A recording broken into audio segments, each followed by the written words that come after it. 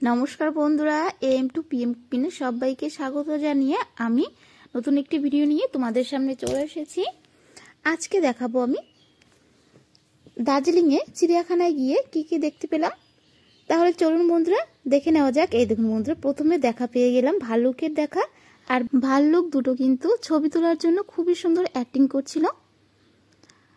বন্ধুরা, এর আগে আমি একটা ভিডিও দিয়েছিলাম, সেটা দার্জিলিংয়ের প্রথম দিন কিভাবে কাটালাম বা কি কি খেলাম, আর তারপরের দিন সকালের ভিডিও আমি এখন দেখিয়ে দিচ্ছি।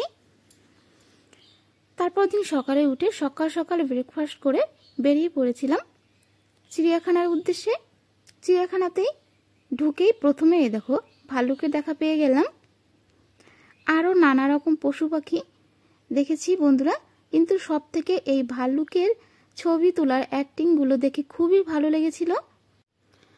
এই ভাল্লুকের পরে কিন্তু আরও নানা রকম পশু পাখি আমরা দেখতে পেয়েছি। বন্ধুরা, আমার চ্যানেলে যদি নতুন হয়ে থাকো তাহলে অবশ্যই আমার চ্যানেলটিকে সাবস্ক্রাইব করে পাশে থাকা বেল আইকনটা প্রেস করে নোটিফিকেশনটা অন করে রাখবে।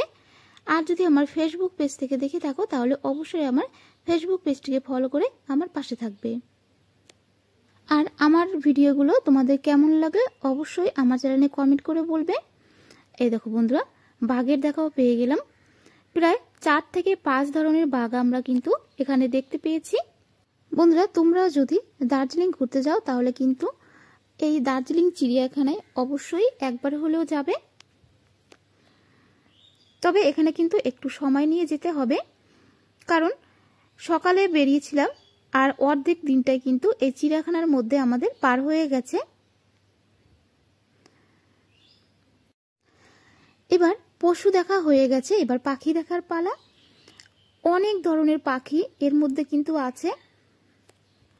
পাখি দেখতে যাওয়ার সময় আমরা কিন্তু একটা হোয়াইট টাইগারেরও দেখা পেয়ে গেলাম। এই দেখো বন্ধুরা,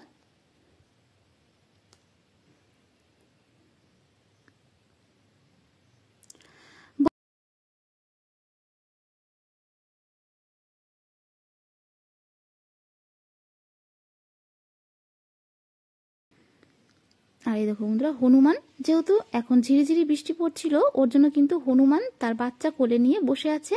এই দেখো কত সুন্দর দুটো পাখি। এই দেখো। তবে বন্ধুরা, এই চিড়িয়াখানার মধ্যে কিন্তু আরো অনেক কিছু দেখা ছিল, যেহেতু সেগুলো ভিডিও করা বারণ ছিল ওর জন্য কিন্তু আর ভিডিও করিনি। বন্ধুরা, তোমরা কে কে দার্জিলিং ঘুরতে গেছো আর কি কি দেখেছো, কোথায় কোথায় গেছো অবশ্যই আমার চ্যানেলে কমেন্ট করে বলবে।